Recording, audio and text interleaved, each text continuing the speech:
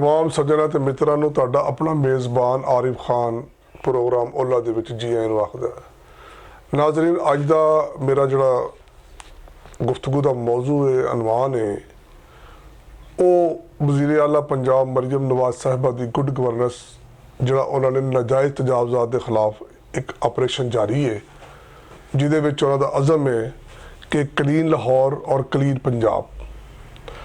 नाज़रीन, तुसीं इस तो पहले देखते सो इस ऑपरेशन तो पहले कि जगह जगह के उत्ते मार्केटां दे विच, बाज़ारां च, चौकां दे विच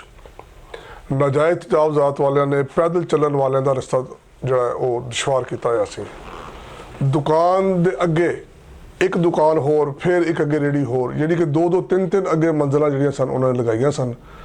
और अगर उत्थे कोई शरीफ आदमी उन्होंने सिर्फ यह कह देवे कि यार थोड़ा जिहा रास्ता लोगों से बना दिओ, तो उन्होंने गुंडागर्दी ते बदमाशी का आलम यह हुंदा है कि वो लोगों के नाल लड़न दे उत्ते और धमकियां देण दे उत्ते आ जांदे ने। मैं समझदा कि मेरी इस पूरी जिंदगी दे विच जिहड़ा नाजायज़ तजावज़ात के खिलाफ जिहड़ा ऑपरेशन मैं अपनी जिंदगी च वेख रहा वां, एक कहना पेगा कि ऐसा ऑपरेशन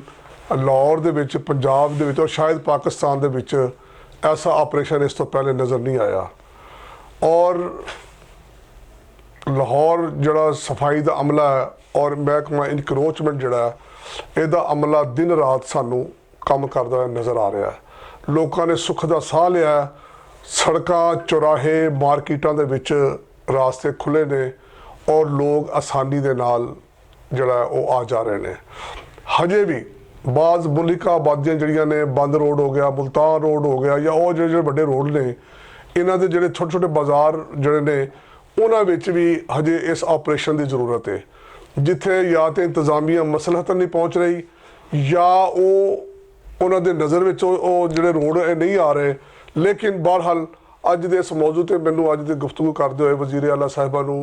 दिल दी गहराइयां नाल मुबारकबाद देनी पेगी और उन्हां दा जिहड़ा ये कहना सी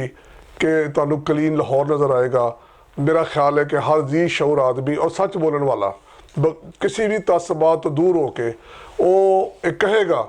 कि वाकई ही ये वज़ीर आला दा जिहड़ा ऑपरेशन है नाजायज़ तजावज़ात के खिलाफ वो अपनी मिसाल आप है।